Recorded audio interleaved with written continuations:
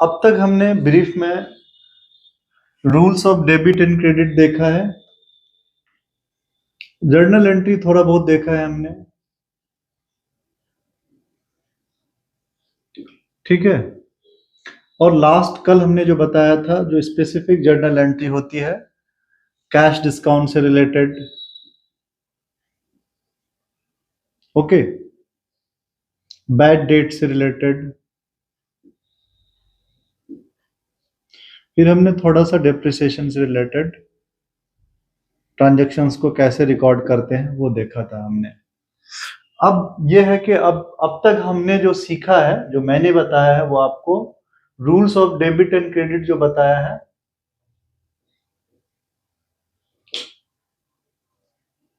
Under the modern method बताया है। Rules of debit and credit under the modern technique और modern method बताया ये आपको। बट ज्यादातर लोग क्या करते हैं, ट्रेडिशनल मेथड फॉलो करते हैं, ठीक है। तो आज मैं आपको ट्रेडिशनल मेथड्स ब्रीफ बता देना चाहता हूं। इट डिपेंड्स अपॉन यू कि whether you follow the modern methods और ट्रेडिशनल मेथड्स, ओके, दोनों का रिजल्ट सेम आता है। अब मॉडर्न मेथड में हमने क्या किया था, बिजनेस ट्रांजैक्शंस को 5 कैटेगरीज में क्लासिफाई किया था।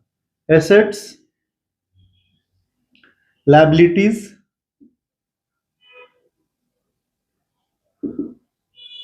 Capital, revenue and expenses. जितना भी बिजनेस ट्रांजैक्शंस होगा वो 5 कैटेगरीज में आएगा, ओके। एसेट्स और एक्सपेंसेस के लिए सिमिलर रूल था। अगर एसेट्स और एक्सपेंसेस बिजनेस में इंक्रीज होता है तो उसे हम क्या करते हैं, डेबिट करते हैं। अगर ये डिक्रीज होता है तो उसे हम क्रेडिट करते हैं। But liabilities, capital and revenues के लिए अगर ये तीनों इंक्रीज होता है तो उसे हम क्रेडिट करते हैं।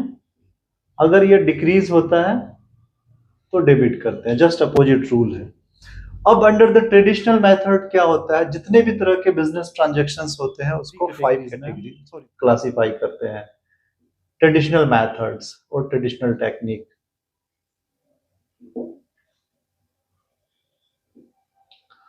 ओके, 3 कैटेगरीज में सबसे पहला पर्सनल अकाउंट है। पर्सनल अकाउंट पर्सन या ऑर्गेनाइजेशन से रिलेटेड जितने भी ट्रांजैक्शंस होते हैं उसे पर्सनल अकाउंट कहते हैं या पर्सनल अकाउंट के अंदर आता है, ठीक है। लाइक पर्सन, ऑर्गेनाइजेशन और एनी एंटिटी आप कह सकते हैं, ठीक है। पर्सन में आपका डेटर एंड क्रेडिटर भी हो सकता है, जबकि मॉडर्न मेथड में debtor and creditor assets and liabilities है, ठीक है। पर्सन कह सकते हैं दैट इज पर्सनल अकाउंट में transaction related to person. Person artificial भी होता है, नेचुरल भी होता है। Artificial like organisation and entity को आर्टिफिशियल पर्सन कहते हैं, ठीक है। दूसरा जो कैटेगरीज है हमारा रियल अकाउंट। जो एसेट्स होता है, assets under the modern methods वही ट्रेडिशनल मेथड्स में रियल अकाउंट हो जाता है। इसका मतलब यह हुआ ट्रांजैक्शंस रिलेटेड टू एसेट्स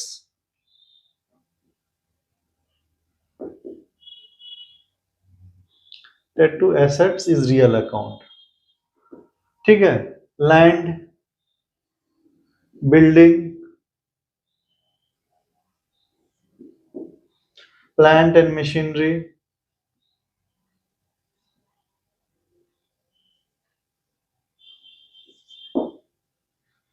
ठीक है, स्टॉक, ये सारे हमारे एसेट्स हैं, रियल अकाउंट्स हैं, ठीक है। तीसरा जो कैटेगरीज है हमारा ट्रांजैक्शंस का, इसमें nominal account.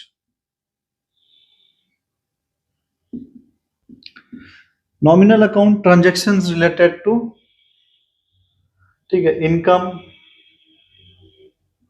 Gain, expenses, losses and profit.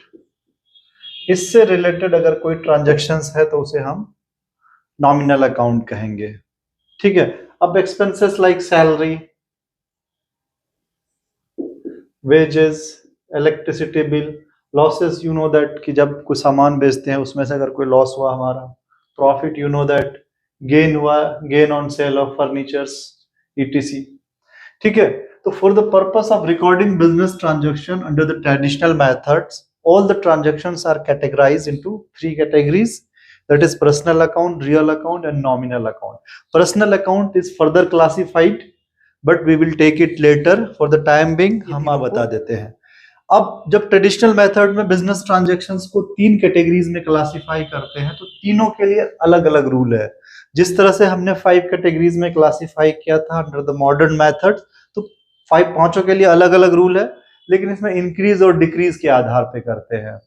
But यहाँ पर्सनल अकाउंट्स के लिए अगर रूल फॉर पर्सनल, जो ट्रेडिशनल मेथड में बिजनेस ट्रांजैक्शंस के को रिकॉर्ड करने के जो रूल है उसको गोल्डन रूल भी कहते हैं। गोल्डन रूल क्या है? फॉर पर्सनल अकाउंट,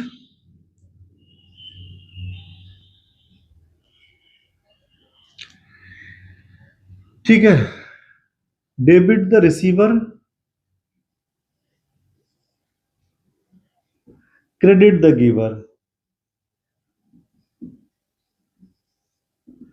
इसका मतलब ये हुआ कि आपका जो रिसीवर है उसे आप डेबिट कीजिए और जो गिवर है उसे क्रेडिट कीजिए। ठीक है। अब पर्सनल अकाउंट में उसे आप डेबिट कर दीजिए, अगर गिवर है उसे आप, सॉरी, अगर कोई रिसीवर है उसे डेबिट कर दीजिए, अगर कोई गिवर है तो उसे क्रेडिट कर दीजिए। अब इसमें क्या एग्जाम्पल हो सकता है? एग्जाम्पल, ठीक है, purchase goods from Shyam on credit. ठीक है, उधार सामान खरीदा। अब देखो, श्याम इज द गिवर क्योंकि उससे हमने खरीदा है सामान। ठीक है। अब एक चीज हमारे पास आया, परचेज गुड्स।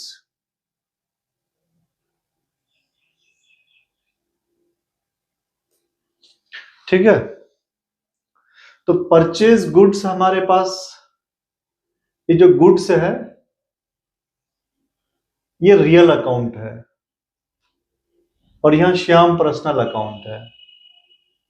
पर्सनल अकाउंट का नियम आपको पता है कि debit the receiver and credit the giver. ठीक है। तो ये हमारा श्याम गिवर है, तो इसे हम क्या करेंगे? क्रेडिट कर देंगे। ठीक है। अब डेबिट की बात है, अभी हमने तो रियल अकाउंट से रिलेटेड नियम नहीं बताया है तो इसीलिए मैं अभी छोड़ रहा हूं। For real account,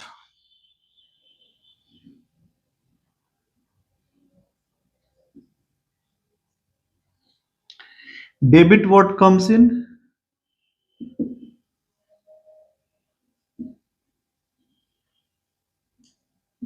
credit what goes out.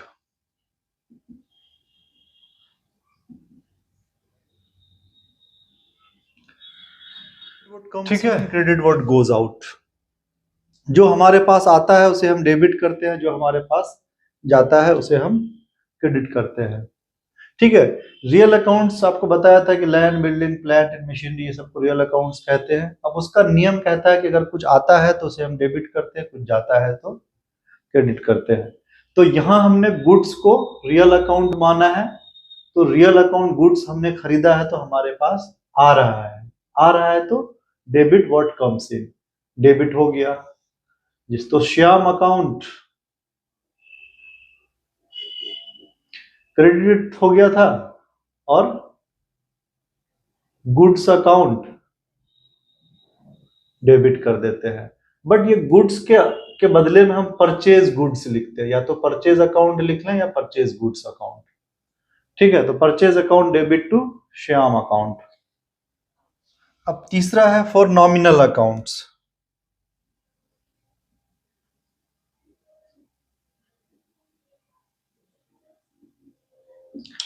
Nominal accounts का नियम कहता है कि debit all expenses and losses,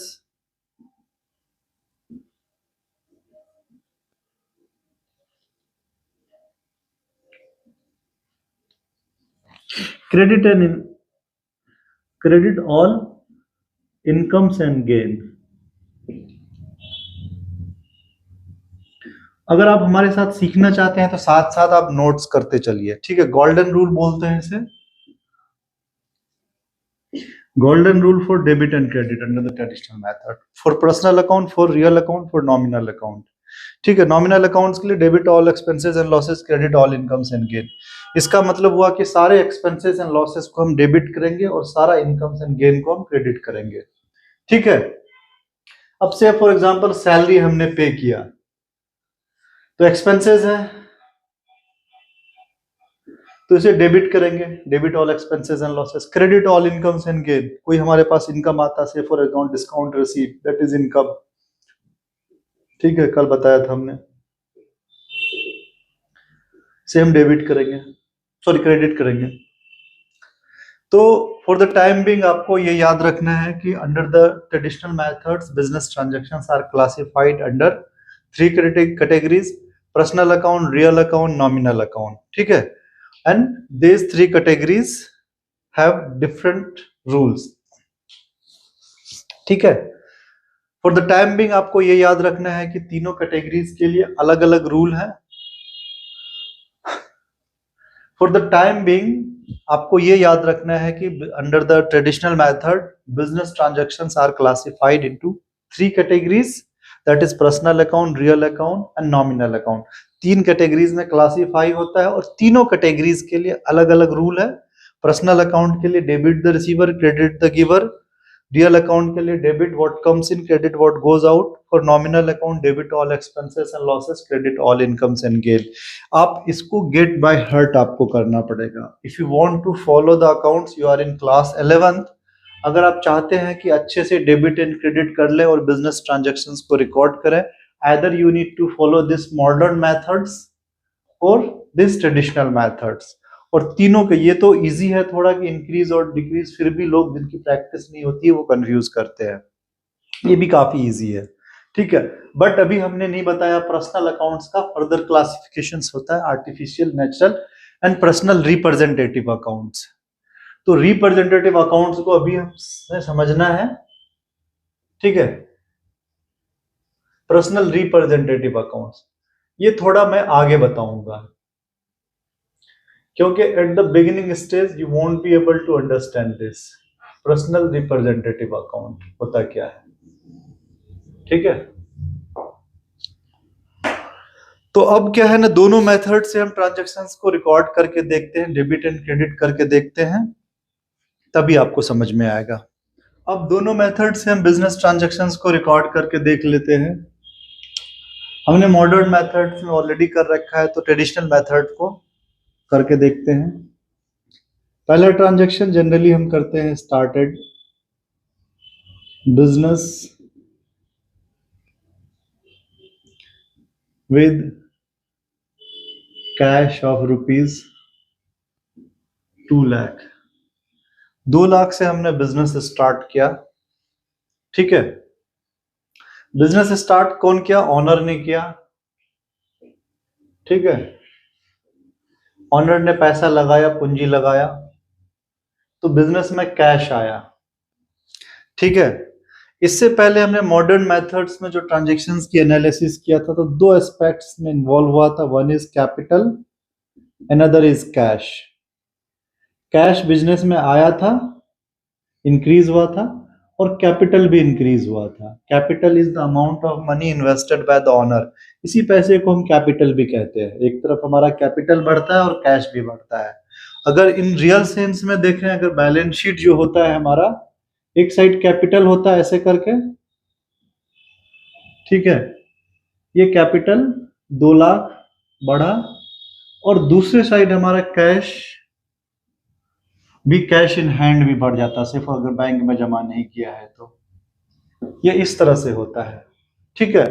तो दोनों बढ़ा था, इसमें हमारा नियम था कि कैश एसेट्स है, एसेट्स के जब भी बढ़ता है तो उसे हम डेबिट करते हैं, और दूसरा कैपिटल के लिए रियल नियम था कि जब भी कैपिटल इंक्रीज होता है तो उसे हम क्रेडिट करते हैं। तो एक हमारा क्या हो गया था, कैश हमारा डेबिट हो गया था और कैपिटल क्रेडिट हो गया था। That is the modern methods. अब ट्रेडिशनल मेथड में क्या होता है कि ऑनर ने पैसा लगाया प्लस कैश। कैश हमारा रियल अकाउंट है, एक तो कैश होगा ही होगा। रियल अकाउंट का नियम कहता है कि debit what comes in and the credit what goes out. ठीक है, जो भी चीज आता है उसे हम डेबिट करते हैं। तो यहाँ पैसा बिजनेस में आ रहा है, आ रहा है तो उसे हम डेबिट करेंगे। वैसे इस मेथड से भी डेबिट हुआ, इस मेथड से भी कैश हमारा डेबिट हुआ, कैश आ रहा है। अब बात करते हैं कि ऑनर, क्योंकि पैसा जो बिजनेस में लगाता है वो ऑनर लगाता है। ऑनर क्या है, पर्सनल अकाउंट है। पर्सनल अकाउंट का रूल कहता है कि debit the receiver credit the giver. यहां जो है ऑनर गिवर है तो इसे हम क्रेडिट करेंगे। ठीक है, अब अगर जर्नल एंट्री देखो,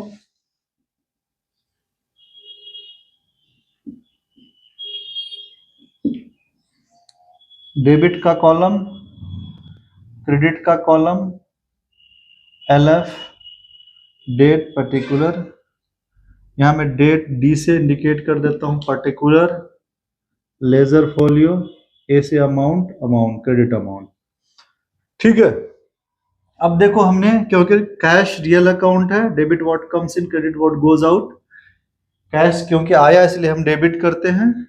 टू ऑनर पर्सनल अकाउंट है, debit the receiver credit the giver. क्योंकि ऑनर गिवर है इसलिए हमने यहाँ क्रेडिट कर दिया। बट हम जब ट्रांजैक्शंस का रिकॉर्ड करते हैं तो ऑनर को नहीं लिखते हैं। ऑनर को जो रिप्रेजेंट करता है वो कैपिटल रिप्रेजेंट करता है बिजनेस में, ये आप याद रखना। तो ऑनर जो जाना जाता है वो कैपिटल से, तो उसके बदले में या ऑनर को रिप्रेजेंट करता है कैपिटल, तो हम कैपिटल को लिख देते हैं। तो cash account debit to capital account. ये तो एक ट्रांजैक्शंस हुआ। दूसरा हो गया परचेज,